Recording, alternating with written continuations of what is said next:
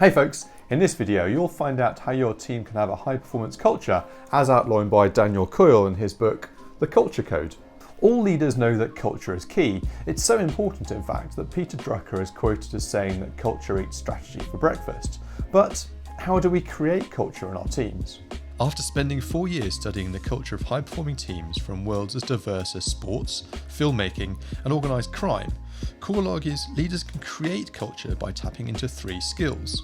These are building psychological safety, sending signals to team members showing they belong to the group.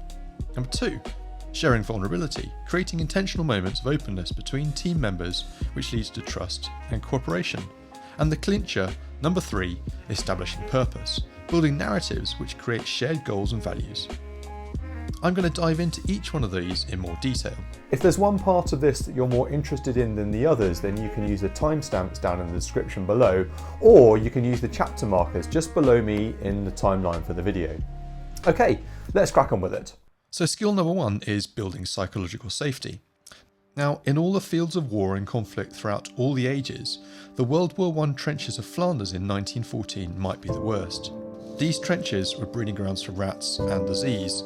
As they were dug below sea level, they were cold and waterlogged, and the distance between enemies was almost non-existent. It averaged just a few hundred metres, but in one place the lines were only 7 metres apart. So we wouldn't think of this as a place where psychological safety could be built up. But that's exactly what happened during a famous Christmas truce in 1914, in which the British and German troops played soccer between the trenches. It's thought there were several incidents in the run-up to Christmas that year, which showed British and German troops that, although they were enemies, they were in fact very alike. The troops sang songs between one another, trading Christmas carols and hymns, and the food being cooked smelled just as delicious coming from the enemy trench as your own. It's thought moments like these all added up to create a feeling between both sides telling them, we're safe, and we'll come halfway if you will. So that's just what they did. We normally think of the communication of ideas through language, which correlates with group performance. But it's behaviour which is more important. Behaviours which communicate we're safe and we're connected. The behaviours which create psychological safety are called belonging cues. As humans evolved, we became highly sensitive to cues showing us that we belong to a group, because being outside the group and not belonging meant that survival would be much more difficult. Our obsession with belonging originates in the brain's amygdala. This is the part of the brain which is usually involved in looking for danger. But when the amygdala receives belonging cues, it switches from thinking what do I need to do to survive to thinking what do I need to do to stay connected. Now this is a complete change from our motivational and decision making systems, from looking internally, looking after yourself, to looking externally, looking after the group. Now here's the paradox about belonging. It feels like it's coming from the inside out, but in fact it comes from the outside in. Belonging cues have 3 things. 1, they're energetic. 2, they have individualism. They treat each person as unique and valued. And 3, they're future orientated. They signal the relationship will continue. These add up to the message of you're safe here, and tell your ever vigilant brain to switch from worrying about danger into connection mode. And this is what psychological safety is. So what can leaders do to create psychological safety within their team? Well, Coyle says you can over-communicate that you're listening by listening actively, visually showing the other person you're listening to every word they say. You should also demonstrate your fallibility. It's easy for leaders to come off as being the greatest and project an image of themselves as a do-everything hero, but it's much more difficult and more effective to demonstrate a way you've screwed something up. Using phrases like, I could be wrong here, or what am I missing, actually invites input from people and creates safety. You can also embrace the messenger when bad news is given. Don't react negatively to a message and thank the person for bringing the information to you. You should make sure everyone on the team has a voice. Successful groups use easy ways of getting feedback from everyone on the team. Some set meetings which don't end until everyone has had a say. Pixar, creator of films such as Toy Story and Monsters Inc., has dailies where the whole company gets together to see the footage that's being created from the day before. Everyone and anyone could give feedback on it afterwards. Now as a leader you need to seek out connection and make sure voices are heard. Mike Abrashoff took over as captain of the destroyer the USS Benfold when it was the bottom ranked crew in the whole US Navy. Within 3 years under his command, the boat climbed to being top ranked in the fleet. In his book, It's Your Ship, Abrashoff cites one of the reasons for its turnaround as being the one-on-one meetings he had with all 310 sailors on the boat. During these meetings, he asked 3 questions. 1. What do you most like about the Benfold? 2. What do you most dislike about the Benfold? And 3. What would you change if you were captain? Now, when he got a suggestion he thought would make a difference, he announced that change over the ship's tannoy and name-checked the sailor who suggested it. Coyle says you should pick up trash.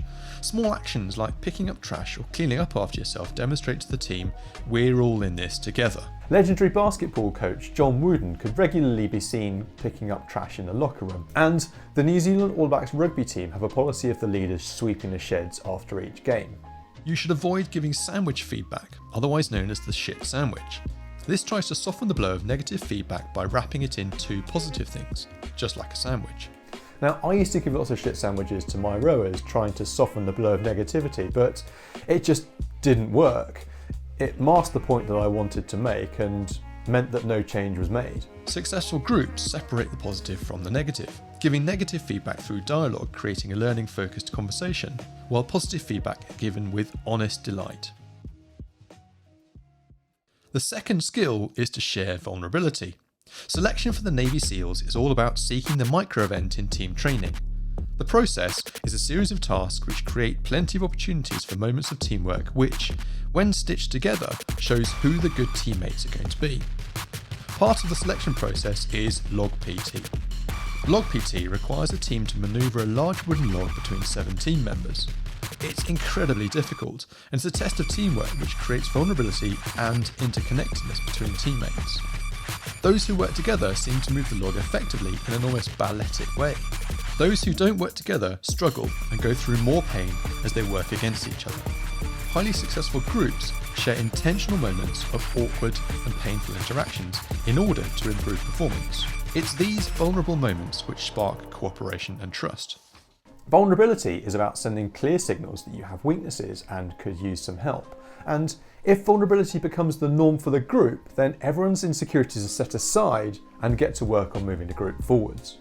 We normally think that trust is built first and then we can be vulnerable, but actually it's the other way around. Vulnerability comes first and then trust and cooperation come afterwards. Coyle says we can hold an after-action review. Navy SEALs hold what they call R's, review meetings after every training session or mission, to learn what they can do better next time. After-action reviews follow a simple template. Do it right away. Don't wait to review the situation you've just been in, as memory of the event is short. Put down your gun, circle up and start talking. Take the mission chronologically. Talk about every decision and the process behind making it. Resist the temptation to sugarcoat it.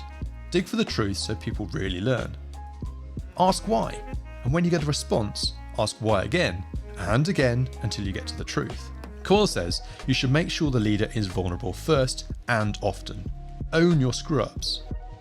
He also says you should make the leader disappear occasionally. Greg Popovich is the coach of the San Antonio Spurs NBA basketball team, and this team have won more games that they were predicted to lose than any team in any sport. About once a month during a timeout in a game, he simply doesn't head over to his players to say anything to them.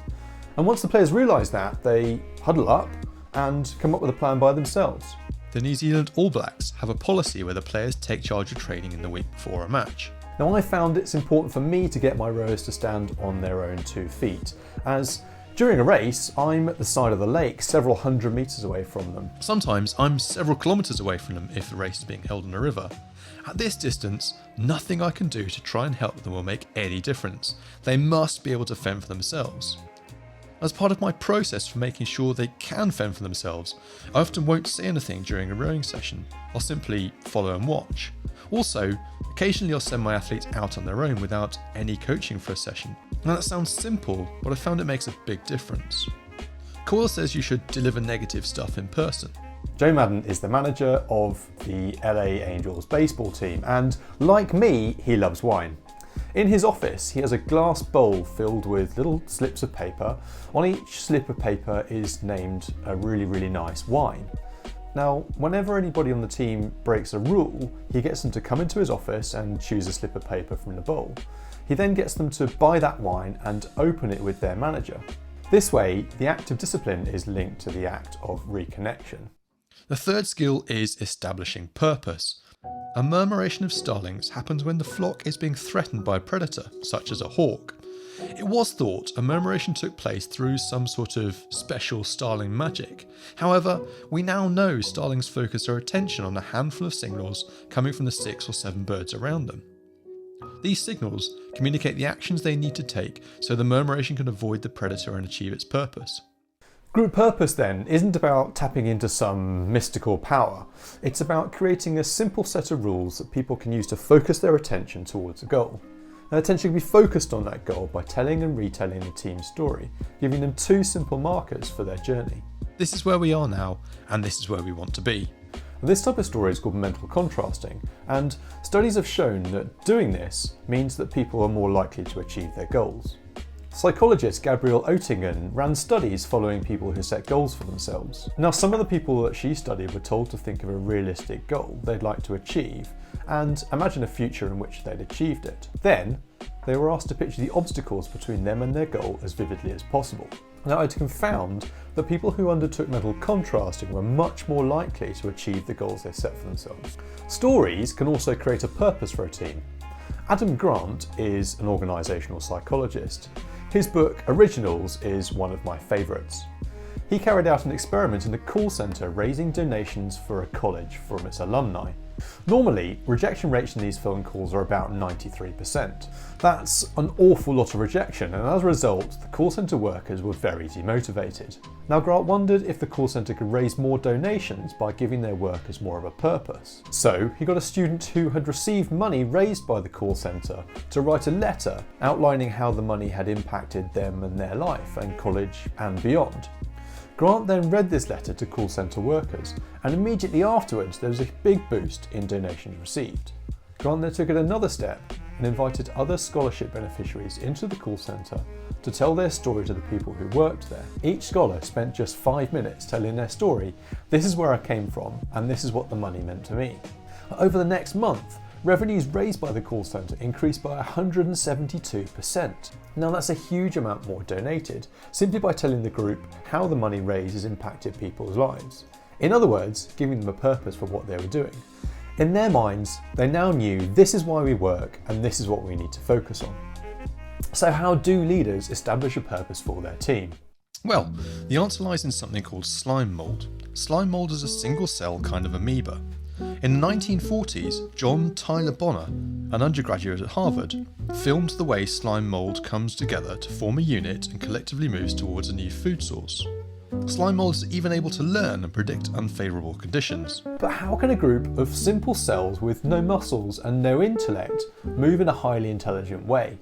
It's been discovered slime mould does this by following a set of rules of thumb called heuristics which drive their behaviour. For mould, these rules are: if there's no food, connect with one another.